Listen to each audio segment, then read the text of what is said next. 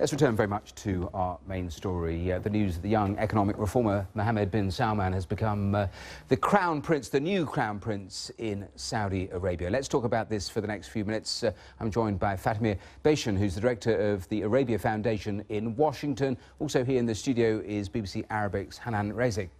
And Hanan, let me start with you because you have regularly gone to Saudi Arabia. How surprised were you when you heard this development? Well, the decision itself, I would say it's not surprising. Mohammed bin Salman has been enjoying powers in the last couple of years. He's been holding very powerful positions. He's the defense minister. He's the one who launched the Yemen campaign. He's the mastermind behind the Vision 2030 that wants to transform the economy of the country. However, the timing is very interesting and very important because it comes in a time where the country is actually facing a lot of challenges in the region, like regionally and internally as well. We'll come back to that in a moment, but Fatima, we were hearing there, he is described as a reformer. For those perhaps not familiar with him, how much of a reformer? Well, I would actually classify Crown Prince Mohammed bin Salman as a bold but cautious reformer, right? So Saudi Arabia is at a point in its history where it needs to make substantial changes, and somebody like Crown Prince Mohammed bin Salman has not been afraid to make these bold decisions and also be held accountable. What do you think it tells you about Saudi Arabia in 2017 that a 31-year-old is now the Crown Prince? What do you read into that? You know, actually, I think it's very positive, and I'll tell you why. So I think he has a pulse on what's happening in terms of domestic sentiments and as well as challenges. So in terms of domestic sentiments, he himself is indicative, or closely indicative, given his age, to the majority populace. And so he understands how to communicate to the majority populace. And we've seen this over the last 2 years with the leveraging of social media platforms, everything from Twitter to Snapchat. And in terms of challenges, he's been pretty open with respect to the own challenges that he's faced with his previous public sector engagements from the days of King Abdullah and when the current King Salman was governor of Riyadh.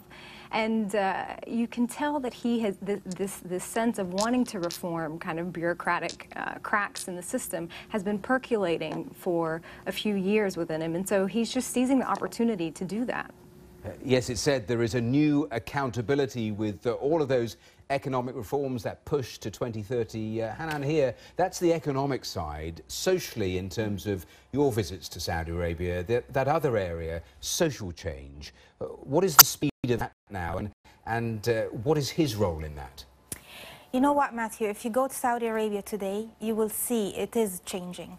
However, the speed is a big question. Because there has been changes socially in terms of religious police, for example. Last year, there was a decision to decrease their powers. Now they cannot stop people in the streets anymore. Women's rights, for example, we now see more women in the political scene. We see women in top positions. However, the speed of this change is a big question here, because some will argue it is baby steps and it will take more than bold decisions to go as far. What about human rights? What about taking on the religious conservatives still within Saudi Arabia? You know, I'll give you an example. Last year, when he announced the economic plan, the Vision 2030, he was asked about women driving. And his answer was, he said, women driving is not an issue, it's not a religious issue. To the community and the society whether to approve it or not. So it will take more than a decision from Mohammed bin Salman to allow women driving. It has to be widely accepted by the society, and I think this is one of the main challenges he will face. It was interesting because when Lise Doucette was there only a couple of months ago, she was saying that people there are predicting that perhaps it'll come in 6 months, perhaps in 12 months, but they are anticipating changes in terms of that. Let me go back to Fatima, because let's talk about outward looking. We were talking about economic change, social change. What about Saudi Arabia's links with the outside world? How do you see relationships? He's clearly of one mind with Donald Trump when it comes to Iran, for example. I think with respect to the geopolitical dynamics in the region, it's going to be foreign policy, the continuity in foreign policy, whether it's Iran or Qatar or Yemen. And I also think that there's been a resurgence, a revival in the relationship with the United States as well, that will continue given the strategic, the alignment in strategic goals in terms of security in the region and in terms of economic alliances as well. But I wanted to just go back to a point that Hanan had brought up momentarily just a minute ago. So I also see the Crown Prince Mohammed bin Salman as he is bold, but he's also cautious, and so we've seen this a lot in the reform efforts. You know, he's not afraid to make a decision, but also at the same time pivot. And this happened last year in October when there were salary cuts, and you know, he was advised against it. He did it anyway because he felt like it was something that needed to be done in terms of fiscal reform. And then earlier this year, when we saw that there was better and I keep saying we because I'm a Saudi national. When there were better fiscal affairs in the country, the salary cuts were reinstituted. So again, it's about accountability in terms of making those bold decisions, but rectifying or going back and saying, you know what, this is not something that we need to do anymore. Let's change it. How would you assess risks going forward? Because you talk about pivoting. It is interesting because he has recognized, hasn't he, that Saudi Arabia cannot just depend on oil anymore with prices. They have to pivot as a whole country and diversify. Absolutely. What do you see as the major risks that face him?